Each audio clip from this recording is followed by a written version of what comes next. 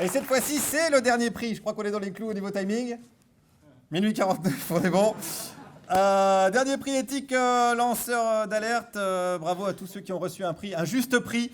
D'ailleurs, pour conclure, je n'appelle pas Philippe Risoli, mais l'administrateur d'Anticor, Fabrice Risoli. Merci. Un crayon.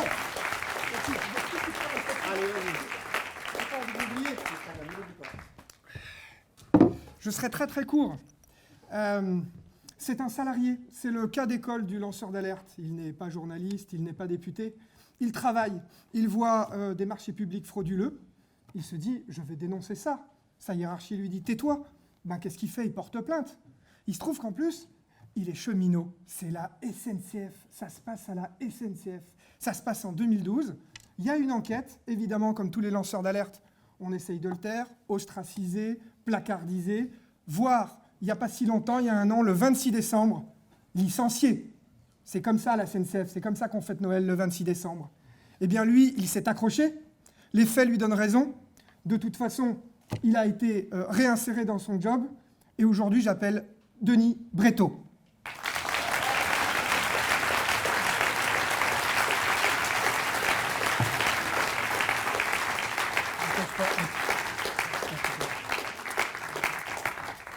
C'est pour toi.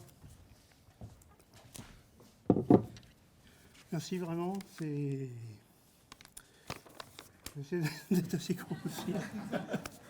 J'avais prévu 30 minutes, on n'avait pas dit, mais non. Non, c'est vraiment, je vous remercie très sincèrement, parce que comme il a été dit, l'année dernière, je suis passé par des moments un petit peu plus difficiles, on m'a licencié. C'est quand même, pour un cheminot, un fait assez exceptionnel. Donc j'ai été radié des câbles. Alors il y a quand même des gens à la SNCF qui ont trouvé le moyen de, effectivement, j'ai reçu ma lettre de licenciement le 26 décembre, mais donc quelqu'un, le 24 décembre, a rédigé le courrier de licenciement.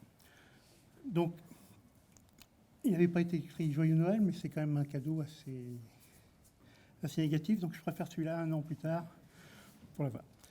Alors, s'il est exceptionnel d'être licencié de la SNCF, il est aussi assez exceptionnel d'être réintégré dans la SNCF, ce qui a été mon cas, puisqu'après 2 victoires au prud'homme, j'ai été réintégré à la SNCF quelques mois plus tard. Donc voilà. Donc, oui, pardon.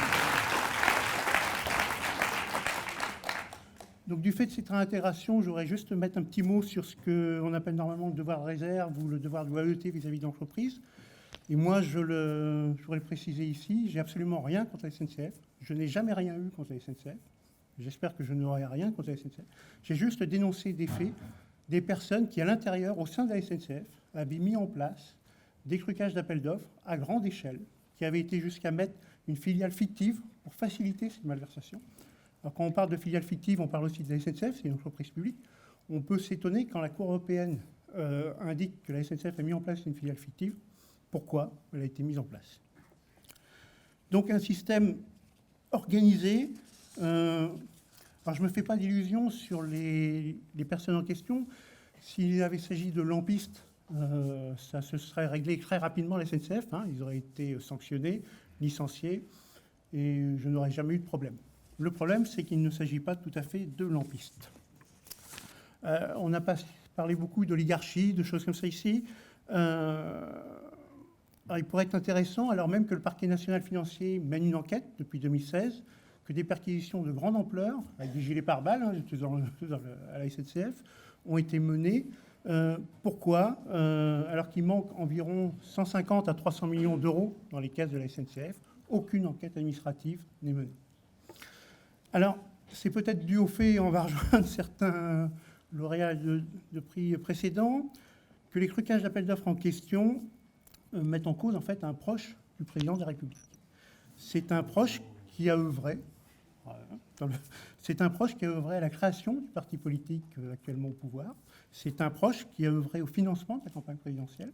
C'est un proche qui a œuvré avec celui qui était à l'époque secrétaire général de l'Élysée à la vente de certains actifs, notamment celui d'Alstom.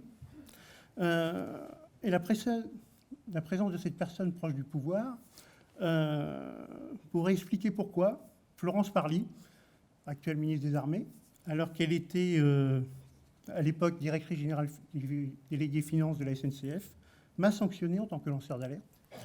et a essayé d'étouffer l'affaire en interne. Cela pourrait expliquer aussi pourquoi Elisabeth Borne, qui est l'actuelle ministre de tutelle de la SNCF, n'a effectué à ce jour aucune enquête, alors que plusieurs députés ont écrit de tous bords politiques, de LFI à LR, et même une députée LREM a écrit à Elisabeth Borne pour lui demander une enquête. Rien. Force est de constater que le fait qu'il manque plusieurs dizaines et dizaines de millions d'euros à la SNCF ne la préoccupe le moins du monde. C'est quand même un constat inquiétant sur l'état du système politique de notre pays. Voilà, je vais faire court. Je ne voudrais pas terminer sans remercier le cabinet d'avocats SCP Revel-Mahussier de Lyon, et notamment l'avocate qui m'a aidé, Sophie Le Gaillard, dans ma réintégration. Je ne voudrais pas terminer non plus sans un message de soutien vers tous ceux qui ont placé l'intérêt public avant leur intérêt personnel et qui n'ont pas eu la chance de pouvoir s'exprimer comme je viens de le faire. Voilà, ils sont nombreux, je ne voudrais pas tous les citer parce qu'il y aurait obligatoirement des oublis. Voilà, vraiment, merci beaucoup et ça me touche vraiment très sincèrement. Merci.